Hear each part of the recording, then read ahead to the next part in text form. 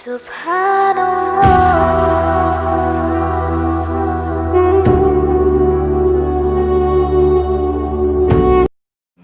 لله وكفى وسلام على عباده الذين اصطفى أما بعد فأعوذ بالله من الشيطان الرجيم بسم الله الرحمن الرحيم وما خلقت الجن والإنس إلا ليعبدون سبحان ربك رب العزة عما يصفون وسلام على المرسلين والحمد لله رب العالمين اللهم صل على سيدنا محمد وعلى آل سیدنا محمد مبارک وسلم. قابل احترام حضرات علماء کرام اور معزز دینی بھائیوں بزرگوں، دو باتیں مختصر سی آپ کی خدمت میں رکھ کر میں اپنی بات کو مکمل کروں گا.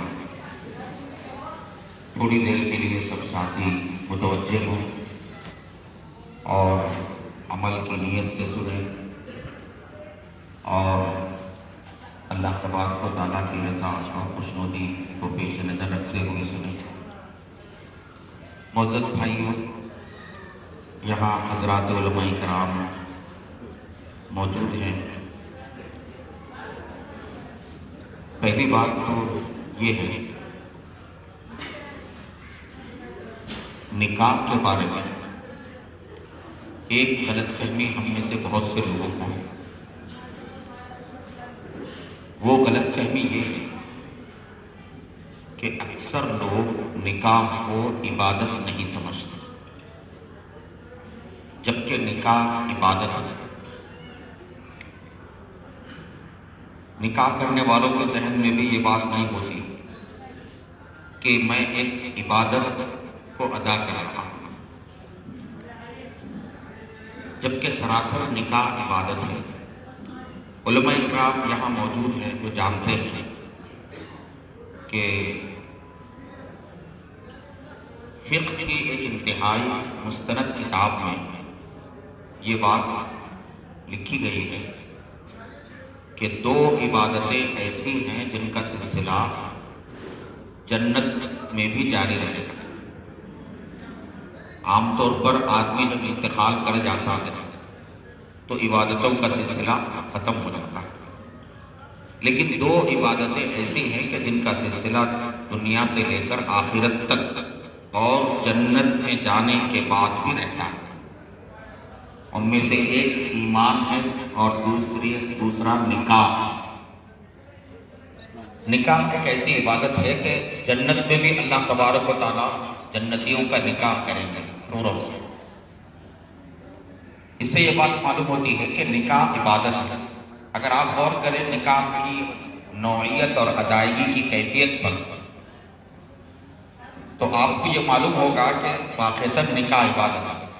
مثال کے طور پر نماز یہ عبادت ہے، اور اس عبادت کے لیے شریعت میں حکم یہ ہے کہ آدمی مسجد میں آ کر ادا کرے. نکاح کے بارے میں بھی اللہ کے نبی صلی اللہ علیہ وسلم کی ہدایت ہے کہ نکاح مسجد میں کیا جائے. اور آپ غور کریں نماز کے لیے اذان کی شکل میں اعلان ہوتا ہے. نماز کے لیے اذان کی شکل میں اعلان ہوتا ہے. پہلے اذان ہوتی ہے پھر نماز ادا ہوتی ہے. نکاح کے لیے بھی اللہ کے نبی صلی اللہ علیہ وسلم نے فرمایا اعلنوا النکاح. نکاح کے لیے بھی اعلان کرنے کا حکم دیا گیا، علانیہ نکاح کرنے کا حکم دیا گیا. اور آپ نماز جمعہ ادا کرتے ہیں، عیدین کی نماز بھی ہم ادا کرتے ہیں، اور جمعے کی نماز میں خطبہ پڑھا جاتا ہے. نکاح کے اندر بھی خطبہ پڑھا جاتا ہے. تو یہ جو مماثلت اور یکسانیت پائی جا رہی ہے نکاح میں اور نماز جیسی عبادت میں، اس سے بخوبی اندازہ ہو جاتا ہے کہ نکاح عبادت ہے. نکاح عبادت ہے. مگر عجیب و غریب بات ہے کہ اکثر لوگ نکاح کو عبادت نہیں سمجھتے. تو اس کا ظاہر ہے کہ نتیجہ یہ نکلے گا کہ عبادت پر آدمی کو جو ثواب ملتا ہے نیت نہ ہونے کی وجہ سے آدمی اس ثواب سے محروم ہو جاتا ہے۔ تو میرے بھائیوں بزرگوں، نکاح کو عبادت سمجھیں، نکاح کو عبادت جانیں کہ نکاح ایک عبادت ہے۔ عبادت کے بارے میں ایک اصول اور ضابطہ یہ ہے، کوئی بھی عبادت نبی پاک صلی اللہ علیہ وسلم کے طریقے پر ہوگی تو وہ عبادت شمار ہوگی۔ اگر آپ کے طریقے پر ادا نہیں کی جائے گی تو وہ عبادت شمار نہیں۔ آپ غور کیجئے، کوئی بندہ اگر مثال کے طور پر مغرب کی نماز، فرض نماز بجائے 3 رکعت کے وہ اگر 4 رکعت پڑھے تو کیا وہ نماز عبادت ہوگی؟ ہرگز عبادت نہیں۔ عبادت تبھی ہوگی جب وہ نبی پاک صلی اللہ علیہ وسلم کے طریقے پر ادا ہو۔ ہر عبادت کے لیے یہ اصول اور ضابطہ ہے کہ کوئی بھی عمل عبادت تب ہوتا ہے جب وہ عمل آپ صلی اللہ علیہ وسلم کے طریقے کے مطابق انجام دیا جائے۔ نکاح جب عبادت ہے اور واقعتاً ہے تو میرے بھائیوں بزرگوں، نکاح کو بھی نبی پاک صلی اللہ علیہ وسلم کے طریقے کے مطابق انجام دینا ضروری ہے۔ آج خرابی جو آ رہی ہے نکاح کے سلسلے میں، ہمارے معاشرے میں نکاح کے حوالے سے جتنی خرابیاں پیدا ہو رہی ہیں اس کی بنیادی وجہ یہ ہے کہ نکاح کو امت نے عبادت سمجھنا چھوڑ دیا۔ نکاح کو امت نے عبادت سمجھنا چھوڑ دیا۔ نتیجہ یہ ہوا کہ جب یہ عبادت نہیں رہی تو ہم یہ سمجھنے لگے کہ بھئی ہم نکاح میں آزاد ہیں، جو چاہیں کریں، جیسے چاہے نکاح کریں، ہم نکاح میں نبی پاک صلی اللہ علیہ وسلم کے طریقے کے پابند نہیں ہیں۔ میرے بھائیوں، جس طرح نماز میں ہم نبی پاک صلی اللہ علیہ وسلم کے طریقے کے پابند ہیں، اسی طرح سے نکاح بھی عبادت ہے، اس میں بھی ہم آپ صلی اللہ علیہ وسلم کے طریقے کے پابند ہیں۔ جیسا کوئی مسلمان نبی کے طریقے کے خلاف نماز ادا نہیں کرتا، کیونکہ وہ جانتا ہے کہ اگر میں نبی کے طریقے کے خلاف کروں گا میری نماز عبادت نہیں ہوگی اور اللہ کے یہاں قبول نہیں ہوگی، تو میرے معزز بھائیوں یہی حال نکاح کا بھی ہے۔ نکاح تب عبادت ہوگی جب ہم اس کو نبی پاک صلی اللہ علیہ وسلم کے طریقے کے مطابق انجام دیں گے۔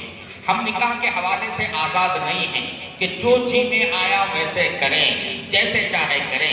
اللہ کے نبی صلی اللہ علیہ وسلم نے خود اپنا نکاح فرمایا، آپ نے اپنی جو ہے نا صاحبزادیوں کا نکاح فرمایا، اور صحابہ کے نکاح میں آپ صلی اللہ علیہ وسلم جو ہے موقع ملنے پر اس میں آپ نے شرکت فرمائی۔